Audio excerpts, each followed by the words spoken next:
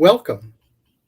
On behalf of the Southern Festival of Books, I would like to welcome you to this session featuring Dr. Kristin Kobes Du Mez, Professor of History at Calvin University, with her book, Jesus and John Wayne: How Evangelicals Corrupted a Faith and Fractured a Nation, by Liverite Publishing, a division of the W. W. Norton and Company. She earned her PhD in American Religious History from Notre Dame. I am Daniel Pigg, professor of English, who also teaches religious studies at the University of Tennessee at Martin. I welcome everyone on behalf of our sponsors, including Humanities Tennessee. We want to hear both from our author and from you who are listening via Facebook Live and YouTube and StreamYard. Please feel free to enter your questions in the chat feature, and I will present them to Dr. Du Mez later in our 45-minute session. If you were at a previous outside meeting of the Tennessee Southern Festival of Books, you would know that we meet in the Tennessee Legislative Plaza. You would see a big tent with all the books featured in the Southern Festival of Books 2021. That display would be organized by Parnassus Books, who continues as our bookseller. Thank you, Parnassus Books, for your continuing support. Your purchases from Parnassus Books through the online link help to keep the Southern Festival of Books free. You can also contribute to the continuing Southern Festival by supporting us on the website at www.humtn.org. During our session, Dr. Du Mez will present from her book and make comments. I will ask a few questions, and we want you to engage with her as well. Those interested in the role of religion in the United States, the representation of masculinity, the changing and developing theology of evangelical Christianity, the role of books and myths in establishing and sustaining mentalities will find her book fascinating and revealing. As an historian, Dr. Du Mez works with written texts, and she demonstrates with multiple attestations the way these books and ideas have shaped consciousness in the evangelical movement, particularly with regard to masculinity. As you know, the work of other scholars such as Dr. J. Randall Balmer, Dr. George Marsden, Dr. Mark Knoll, Dr. David Gushee, Dr. Beth Allison Barr, and the late Rachel Held Evans, Dr. Du Mez, Jesus and John Wayne, fills in a significant gap. As an educator, I was drawn to her experience in teaching and scholarship from the opening preface, and I wanted to read that opening paragraph. More than 15 years ago, at the Christian university where I teach, two students approached me one day after class, setting me on the path that would lead to this book. I had just wrapped up a lecture explaining how Theodore Roosevelt, America's cowboy president, had embodied a rugged white masculinity that linked masculine strength to American power. My students told me there was a book I needed to read. That book was John Eldredge's Wild at Heart, Discovering the Secret of a Man's Soul. When I opened Eldredge's book, I understood why my students had insisted that I read it. The book begins with a quote from Roosevelt, quote, "The credit belongs to the man in the arena, whose face is marred by dust and sweat and blood, who strives valiantly, whose place shall never be those of cold and timid souls who have never known neither victory nor defeat." End quote. Underneath Roosevelt's words ran a passage from the Gospel of Matthew. The kingdom of heaven suffers violence, and violent men must take it by force. This book itself went on to sketch a vision of Christian manhood that bore a striking resemblance to Roosevelt's muscular and even militaristic ideal. Etheridge's God was a warrior, and men were made in the image of this warrior God. Every man needed a battle to fight. Dr. Du Mez. Thank you. Thank you so much, Daniel. And thank you to the Southern Festival of Books as well for this opportunity to spend a little time thinking about books together. So yes, the idea for Jesus and John Wayne came to me long ago, and it was a couple of students in my class who convinced me that I needed to pick up Eldridge's book, which I have right here. After class that day, I headed down to my local Family Christian bookstore. This book still has the price tag on the back, even though Family Christian Bookstore is no longer around. And I picked up the book, and I was really shocked by what I read for a couple of reasons. One, I was shocked by this militaristic conception of Christian manhood. And I was also surprised by just how little this book, ostensibly on Christian masculinity, was drawing on the Christian scriptures. Instead, the book was drawing on Hollywood heroes, especially Mel Gibson's William Wallace from the movie Braveheart, from other mythical warriors, from American soldiers and cowboys, and that really caught my eye. At the same time, this was in the early 2000s, around 2005 or 2006, when I came across this book.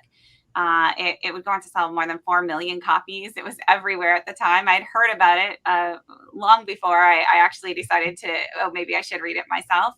And it was during the Iraq War that my attention was first drawn to it. And at that time, I was seeing all the survey data come in about how white evangelicals were far and away more likely than any other Americans to support the Iraq War, to support preemptive war in general, to condone the use of torture, right? And so I just started asking, what might one of these things have to do with the other? And then I ended up setting the project aside for a fairly long time. And for a couple of reasons. One, I wasn't quite sure how mainstream all of this was, even though I was looking at these incredible book sales figures, and everybody I knew was reading these in Christian circles. Books like Eldridge's and other copycat books. What I was reading seemed really extremist. And so I wasn't quite sure if I should be devoting my attention and years of my life to something that might just be the darkest underbelly of American Christianity, and ultimately not that significant. And so I ended up setting the project aside until the fall of 2016. It was actually in the days after the release of the Access Hollywood video that I was hearing the words that evangelicals were using to defend their ongoing support for then candidate Donald Trump. And it dawned on me, I've heard these words before. I've heard exactly this rhetoric of, we need an ultimate fighting champion. We need a warrior who's going to win our battles. We need somebody who will protect Christianity, a man who is ruthless, a man who will do what needs to be done. And it was at that point, and then especially a few weeks later after the 2016 election, that I decided I needed to write this. I needed to go back to that research that I had started all those years ago. What we were looking at wasn't just fringe, and that's where this book came about. So I thought I would take a little bit of time here today to read a few of my favorite passages. Not all of my favorite passages. There are other favorites that didn't quite make the cut. I really enjoyed writing about Eric Metaxas, and I enjoyed writing about Duck Dynasty. I also took special pleasure in writing about conservative evangelicals' condemnation of President Clinton in the 1990s for his moral failings, and particularly in light of 2016 and what followed. But I'm going to read just a few passages here that I think open up what this book does. So I'll start right where I left off with the fall of 2016. And at that point, if you remember, a lot of pundits were asking this question: how could evangelicals support a man like Donald Trump? And to be honest, a lot of evangelical leaders were asking that same question. So that's where I'll jump in here. How could family values conservatives support a man who flouted every value they insisted they held dear? How could the self professed moral majority embrace a candidate who reveled in vulgarity? How could evangelicals who turned "What Would Jesus Do" into a national phenomenon justify their support for a man who seemed the very antithesis of the savior they claimed to emulate? Pundits scrambled to explain. Evangelicals were holding their noses, choosing the lesser of two evils, and Hillary Clinton was the greatest evil. Evangelicals were thinking in purely transactional terms, as Trump himself is often said to do, voting for Trump because he promised to deliver Supreme Court appointments that would protect the unborn and secure their own religious liberty. Or maybe the polls were misleading. By confusing evangelicals in name only with good church attending, Bible believing Christians, sloppy pollsters were giving evangelicalism a bad rap. But evangelical support for Trump was no aberration, nor was it merely a pragmatic choice. It was rather the culmination of evangelicals' embrace of militant masculinity, an ideology that enshrines patriarchal authority and condones the callous display of power at home and abroad. By the time Trump arrived, proclaiming himself their savior, conservative white evangelicals had already traded a faith that privileges humility and elevates the least of these for one that derides gentleness as the province of wusses. Rather than turning the other cheek, they'd resolved to defend their faith and their nation, secure in the knowledge that the ends justify the means. Having replaced the Jesus of the Gospels with a vengeful warrior Christ, it's no wonder many came to think of Trump in the same way. In 2016, many observers were stunned at evangelicals' apparent betrayal of their own values. In reality, evangelicals did not cast their vote despite their beliefs, but because of them. Now, one of the things that I do in this book, it's a little different than what other scholars of evangelicalism have done before, is I don't define evangelicalism primarily by its professed theology. It's the doctrinal beliefs. So a lot of scholars and evangelicals themselves will point to things like biblicism, the authority of the scriptures, crucicentrism, the centrality of the cross of Christ and Christ's atonement, conversionism, this born again experience, and then evangelism and activism. Instead, I see evangelicalism as a cultural movement and largely as a consumer culture. So here's what I have to say about that. White evangelicalism has such an expansive reach in large part because of the culture it has created, the culture that it sells. Over the past half century or so, evangelicals have produced and consumed a vast quantity of religious products: Christian books and magazines, contemporary Christian music, Christian radio and television, feature films, ministry conferences, blogs, t-shirts, and home decor. Many evangelicals who would be hard-pressed to articulate even the most basic tenets of evangelical theology have nonetheless been immersed in this evangelical popular culture. They've raised children with the help of James Dobson's Focus on the Family radio programs or grown up watching VeggieTales cartoons. They rocked out to Amy Grant or the Newsboys or DC Talk. They learned about purity before they learned about sex, and they have a silver ring to prove it. They watched The Passion of the Christ, Soul Surfer, or the latest Kirk Cameron film with our youth group. They attended Promise Keepers with guys from church and read Wild at Heart in small groups. They've learned more from Pat Robertson, John Piper, Joyce Meyer, and the Gospel Coalition than they have from their own pastors' Sunday sermons.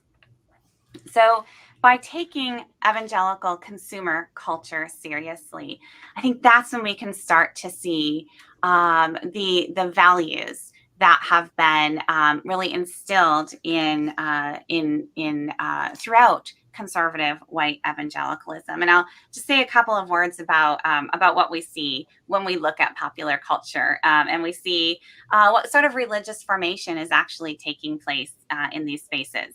So from the start, evangelical masculinity has been both personal and political. In learning how to be Christian men, because books on masculinity extremely popular in these spaces, evangelicals also learned how to think about sex, guns, war, borders, Muslims, immigrants, the military, foreign policy, and the nation itself. Now, despite evangelicals' frequent claims that the Bible is the source of their social and political commitments, evangelicalism must be seen as a cultural and political movement rather than as a community defined chiefly by its theology. Evangelical views on any given issue are facets of this larger identity, and no number of Bible verses will dislodge the greater truths at the heart of it. Masculine authority and militarism, the sexual and spiritual subordination have been a part of the air evangelicals breathe for decades. In Sunday schools and vacation Bible schools, boys learn to be superheroes for Christ and girls to be beautiful princesses. Children sing, "I'm in the Lord's army," while marching in formation. In church youth groups, boys train to use guns and bows, and girls to apply makeup, to shop, and to decorate cakes. Churches host special Mother's Day services, handing out flowers or sweet pastries and poems to women in their congregation. On Father's Day, they grill wild game or host dad contests where men toss footballs, click TV remotes, and compete in simulated hunting games, the winner taking home a box of steaks. One Kansas church hosts an annual smoking barrel event where men and boys shoot guns and eat smoked meat. Church deer hunting events are common, sometimes involving the smearing of blood as a masculine rite of passage.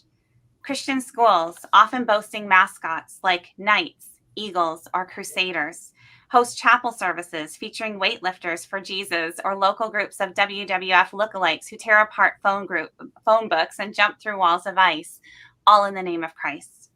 National men's conferences bring men together with their favorite Christian authors for worship and axe throwing. Churches host fight club ministries, or they come up with their own homegrown version of manly men's groups. One church rebranded their men's retreat as a men's advance because men don't retreat. To study the Bible, men come together as knights of the round table, women as handmaidens of the Lord. The world of Christian retail reflects and reinforces these dynamics. Dayspring Christian cards specialize in pastel-themed greeting cards for women, and they've also developed a Duck Dynasty product line marketed to men. Nelson Bibles publishes Bible zines for teenagers that contain the text of the Old or New Testament, along with Christian lifestyle advice for boys and girls. Emblazoned against an image of horsemen riding into battle, the boys' version urges boys to fight the fight and boasts of stories about epic battles of the Old Testament and men of the sword, how unstoppable warriors got so awesome.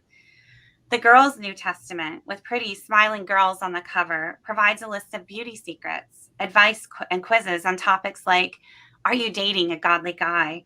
And a guy speak out section so girls can hear what young men have to say on tons of important issues. The gender nature of the evangelical marketplace is on vivid display, as close as your nearest Hobby Lobby store. Owned by a powerful evangelical family, Hobby Lobby recently helped spearhead opposition to the Affordable Care Act, to its contraceptive mandate, and the company's profits have helped fund the new Museum of the Bible in the nation's capital. Mm-hmm. But in the evangelical world, the craft store's influence extends far beyond the Beltway. In the past decade, the local Christian bookstore has declined along with other brick and mortar outlets as Christian retail has migrated to online retailers, including Lifeway, christianbook.com, and increasingly Amazon. Together with Walmart, Hobby Lobby has also claimed a slice of the religious market by pioneering an era of big box Christian retail, effortlessly bringing the sacred and the secular, bridging the sacred and the secular. Hobby Lobby is beloved by crafters and white Christian women alike. And of course, the categories are not mutually exclusive. Beyond book displays of ESV Bibles and books targeting evangelical men and evangelical women, you can find aisle upon aisle of gender-specific merchandise. For little girls, an entire section of pink princess-themed products, wall plaques declaring that little girls are made of bows, bling, and sparkly things, and other items reminding girls that true beauty comes from within, from a gentle and quiet spirit. Grown women can find glittery coffee tumblers adorned with odes to lipstick, mascara, coffee, and Jesus. Stroll over to the men's section and you'll find an impressive assortment of fake Texas Longhorn skulls, resin cowboy boot decor, bullet-shaped drawer pulls, a bolt-action shotgun-shaped grilling spatula, and plaques galore celebrating the Army and Marines, Ronald Reagan, and the Second Amendment.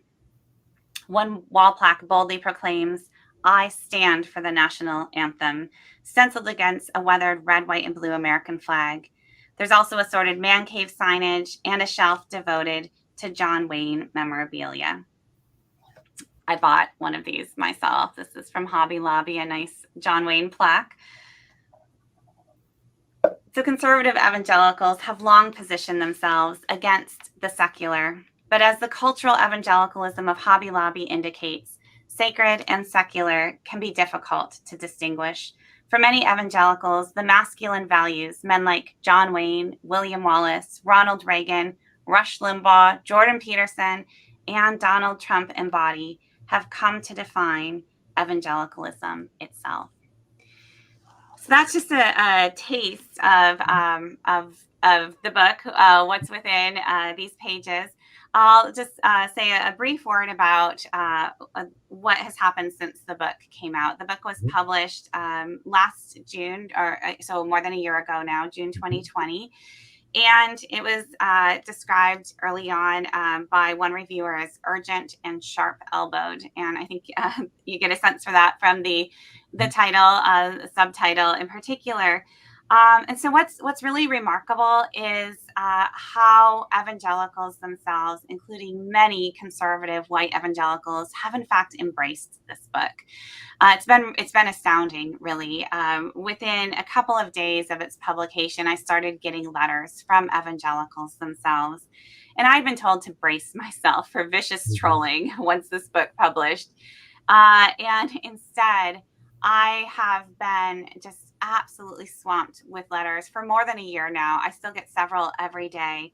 And most of these letters say something like, "This is the story of my life, and thank you for helping me to see." And then they go on to share like extended narratives of how their own experiences map on, sometimes uncannily closely, to the narrative in Jesus in John Wayne, and how many of them are now really experiencing a kind of reckoning of grappling with the fact that this is their life story, and this isn't, in fact, what they meant all along. As we're waiting on some questions to come in, I thought I would begin with one. Well, ideologies are often complex in their sources.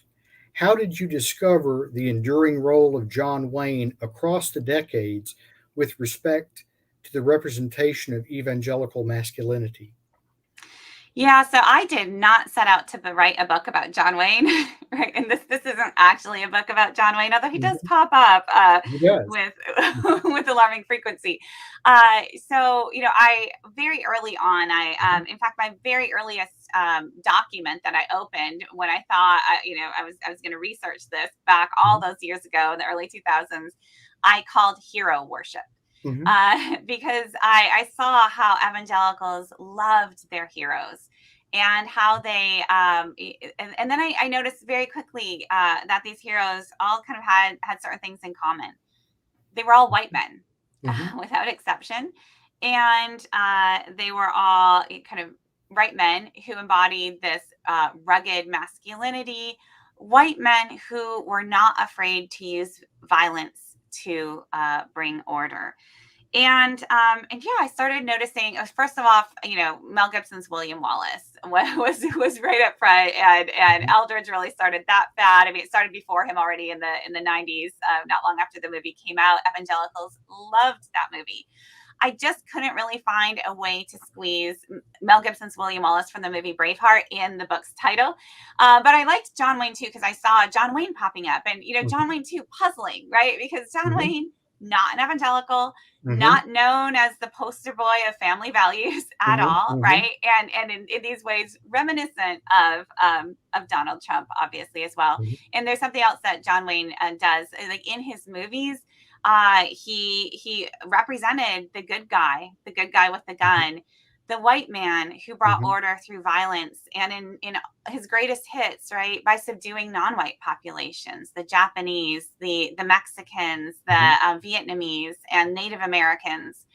And so that's what he came to symbolize on screen during this critical moment in the 1960s and 1970s in particular. You know, he was popular before as a cowboy hero in the Cold War era.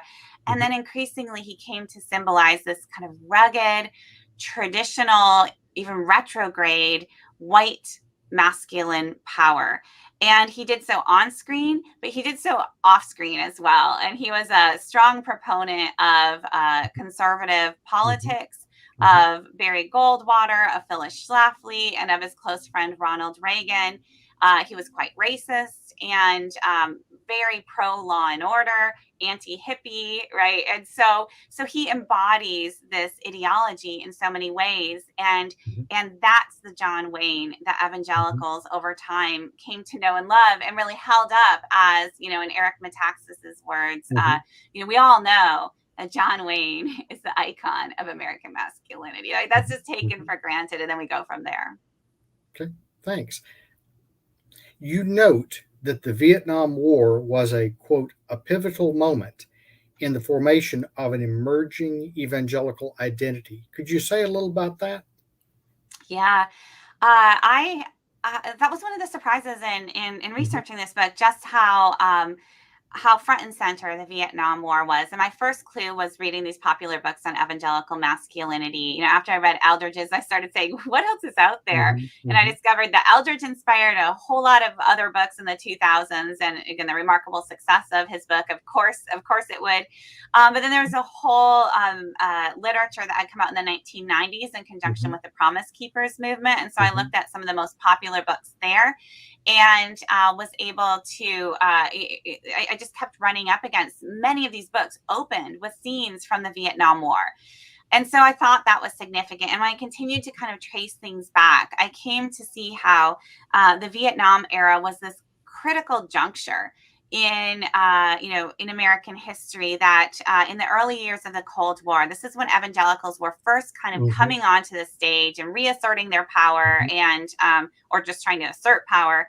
And in the context of the early Cold War, that worked great because they were staunchly anti-communist. And communism was anti-God, anti-family, and anti-American. So it was all perfect. And evangelicals were at the vanguard, but they weren't alone, right? So many other Americans. This is consensus era. This is, you know, also in terms of traditional, you know, quote unquote, traditional gender roles. This is the post-war Leave It to Beaver, you know, era.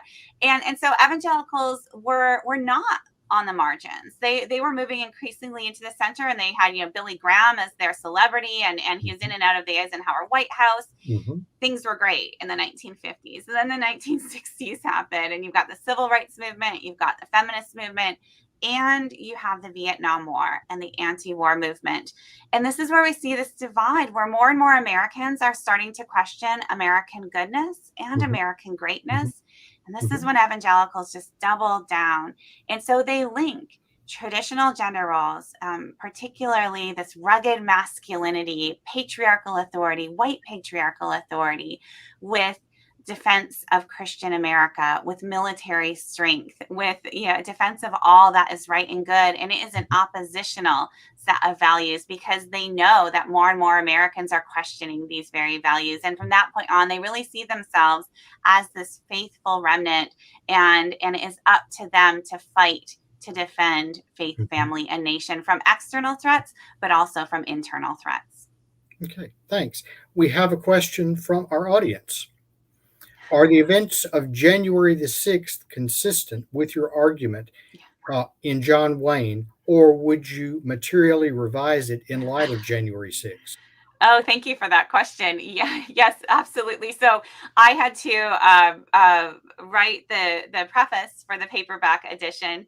It had to be submitted in November of 2020. And I had to beg for that time. They first wanted me to submit it before the election. I said, "You can't do that. No, no, no. Like we need to see this out, right?" Mm-hmm. And so I turned it in, and then just around the corner we have the events of January 6th, and absolutely consistent with this militancy. This, in fact, there were a lot of Christian symbols among the insurrectionists. There's a really good coverage on this. You had the prayer offered, of course, on the floor of the Senate, but you also had this prayer offered by the Proud Boys on their way to the Capitol. And if you listen to that prayer in particular, it could be voiced in any evangelical church on any given Sunday. And what really caught my eye in the crowds on that day was a sign of that said Braveheart on it, and that had a Mm-hmm. picture of a William Wallace like character, but with a Trump head, Oh. and holding up a severed head that was labeled Marxism or socialism, and a sword in the other hand. Right, so you have the same imagery, all of this. So really, what we see happening January 6th is consistent with this militancy, which is not to say that all evangelicals condoned the Mm-hmm. violence. But I will say I was watching very closely at the broader evangelical response. First, there was a lot of denial. Mm-hmm. This wasn't us. This was Antifa, and Mm-hmm. that was inspired by Franklin Graham, or initially. And then there was a lot of silence, just not addressing it. And then I heard a lot of we don't condone violence, but and then essentially justifying it. You do what needs to be done. And so yeah, I think that the book would not need to be revised at all, although maybe I would open the next new preface with January 6th as a case study. Thanks. I've got a question. One of the things that I noticed when I first read the book was you've read lots of books in writing this book, and there's just a wealth of information in the last 75 years. Yeah, So I'm going to name drop here for a minute. go for it. You mention or note the works of Maribel Morgan, Phyllis Schlafly, Elizabeth Elliot, along with male writers such as Bill Goddard, James Dobson, Tim and Beverly LaHaye, and John Eldridge, and others such as Oliver North, Mark Driscoll, Al Mohler, who were foundational in beginning and supporting the mythic development of an image of masculinity as rugged, aggressive, and in some measure excusable within the movement. On the other side, you mentioned figures like Rick Warren, Bill Hybels, Jim Wallace, Richard Cizik, Russell Moore, and others who've pushed back against part of this mythic development. What do you see as the future? Yeah, first of all, yes, many, many books were read. And I do want to give a shout out to, I had 3 Calvin University research assistants, student research assistants, who helped me with this, and they were phenomenal. There's no way this book could have been written in this way without their labor and insight. So yeah, I'm glad you listed kind of the variety of figures that we're talking about, because Mhm. all of evangelicalism, all of white evangelicalism, all of conservative white evangelicalism can't be reduced to this militancy, right? You've got the purpose-driven life, and you've got Mhm. all kinds of, you've got Beth Moore in the mix, you've got Russell Moore. At Mhm. least used to have Beth Moore and Russell Moore. They both left the Mhm. SBC recently, and so Mhm. this is where the story is, right? One of Mhm. the things I try to do throughout this book is kind of get a handle on who are we talking about? What is evangelicalism? And I talk about it as a consumer culture, as a series of networks and alliances. And I'm always asking this question of what is fringe here and what is mainstream? And sometimes people that are pretty sure that they are mainstream, folks like at Christianity Today, right? People like Russell Moore, Mhm. find out and have found out over the last 5 years that they're not, that they're being pushed out, or that they're being pressured. Mhm. And so one of the things this book is doing is trying to tease out what is the mainstream, what is the fringe actually, what are the power dynamics at play here, and does the center of evangelicalism perhaps shift over time? And so that's a way to procrastinate in answering your question of what's next, or where do we go next? We're seeing here a fracturing, a splintering of evangelicalism, but not down the middle. Mhm. This isn't like a 50-50 divide. When I try to wrap my head around, the kind of Mhm. what we're seeing, I keep kind of coming back to that, that infamous 81% of white evangelicals who voted for Trump. I think that's holding very steady. I mean, it held steady in 2020.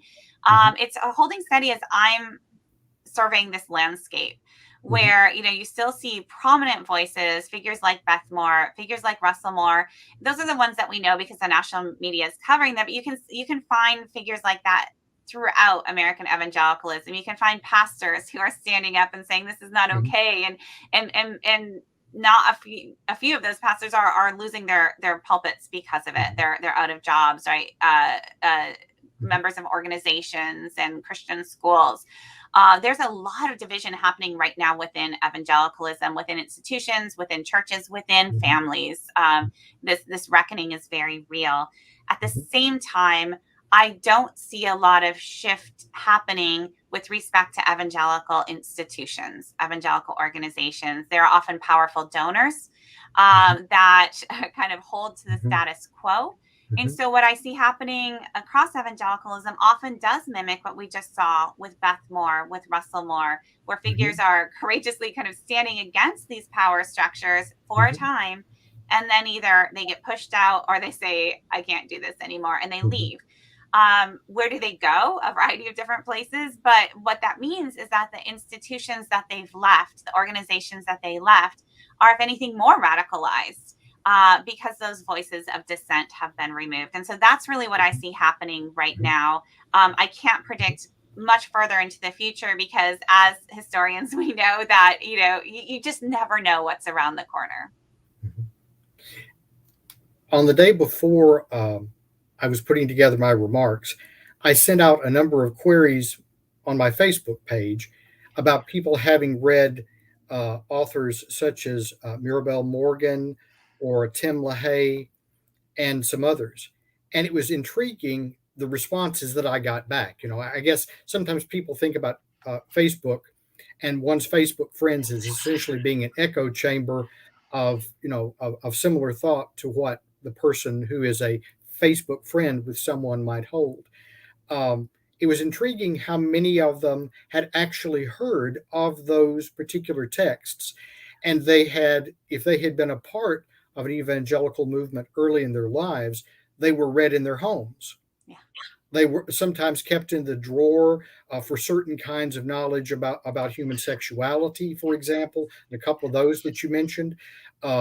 One person who is a pastor in a church mentioned that he had pulled out a couple of copies of these books from the library because he didn't think they represented uh, what his group now thinks about with regard to the role of men and women. A number of these texts that you mentioned were essentially aiming at the concept of complementarity, which is a big driving force still within certain parts of the evangelical movement. It was intriguing. Some said, "My mother read this book, and it probably led to her second divorce." So it's these were books that were tremendously influential, yes, not just on shaping images of masculinity, but also images for women and absolutely.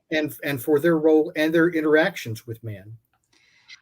Yeah, yeah. I've heard from so many readers who are sharing these stories. I mean, just this week, I was talking with a podcaster who shared that his dad had given him a copy of Tim and Beverly LaHaye's "The Act of Marriage," a very Mhm. graphic sex manual. Mhm. Let me say, Mhm. just before his wedding, and saying, "Don't read this until after you get married."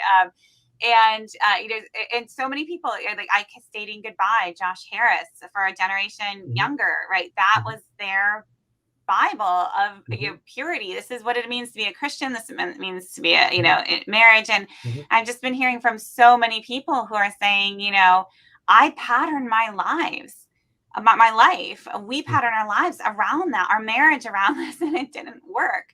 And some people stuck with it for a long time. I hear traumatic stories from abuse survivors, particularly women who were blaming themselves and they were taught, for their own abuse, because clearly they were not meeting their husband's needs. They were not sufficiently subservient and submissive. And, these really harrowing stories that, sadly are so familiar to a certain subset of Americans, and yet this whole world is almost invisible to people outside of this subculture. I mean, so much so that when we're working on this book, my editor, who's from completely outside this world, question some of these publication numbers. He's like, no. Publishers are always exaggerating. This isn't. He's like, where did you get this? And I looked. It's like, well, this was in the New York Times. He's like, oh, okay, then then it's legit. But this whole world, like, these books are not making it onto the New York Times bestseller list, because that's a curated list. And if they would, there'd be these prophecy books and these, Christian sex books and stuff on the list all the time. And that's not what the New York Times is going to, promote to their readers. And so what happens is this whole world, which is deeply formative to generations of conservative evangelicals, is almost unknown to people outside of that world. We're coming up toward the end of our time, and I do have this question, sort of a future asking question for you.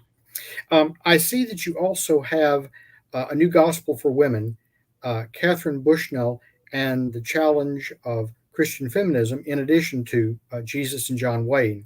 Clearly, the role of gender, its construction, and the authority that it assumes have been important in your scholarship. If you could suggest briefly what you've learned so far and where you see yourself going next. Yeah, thanks for this one. My first book, New Gospel for Women, is on the history of Christian feminism, looking particularly at an anti-trafficking activist in the late 19th, early 20th century, who keeps running up against the fact that these are Christian men who are abusing women, and respectable Christian men. And so ultimately, she concludes that the crime must be the fruit of the theology. And she goes to the scriptures and she retranslates and reinterprets the Christian scriptures into a radical feminist text, but she identifies as a fundamentalist Christian. So it's this remarkable story that had been all but lost. But what I really took from that was that conservative, Bible-believing Christians, right, who uphold the authority of the scriptures, believe the word of God is inerrant, can read those scriptures and conclude that Christianity is against patriarchy, that Christianity is for women's equality. And as soon as I kind of wrapped my head around that, then I understood that, the Bible can be interpreted in that direction and in the direction of patriarchy. And so as a historian, in any given moment, we should be not just assuming that what we're seeing is just biblical teaching, but we should be asking, why are these people in this moment taking this in this direction? And so that really led to Jesus and John Wayne. I think that other historians have kind of just assumed that evangelicals are going to be patriarchal because it's biblical, instead of asking why, and then what cultural layers are they building onto this? So that was my first book. My next book is kind of the next chapter of Jesus and John Wayne in some ways, the flip side. It is a cultural study of white Christian womanhood. And it's called Live, Laugh, Love. And it is looking at cultural products like Christian romance and mommy blogs and Hallmark movies, and analyzing this all in terms of neoliberalism, post-feminism, and white supremacy. Okay. Dr. Du Mez, thank you very much for a really enlightening book. I enjoyed it. I know many of our readers will enjoy it. Please do keep up your great work. Remember Humanities Tennessee, and remember Parnassus Books. Thank you very much. Have a good evening. Thank you.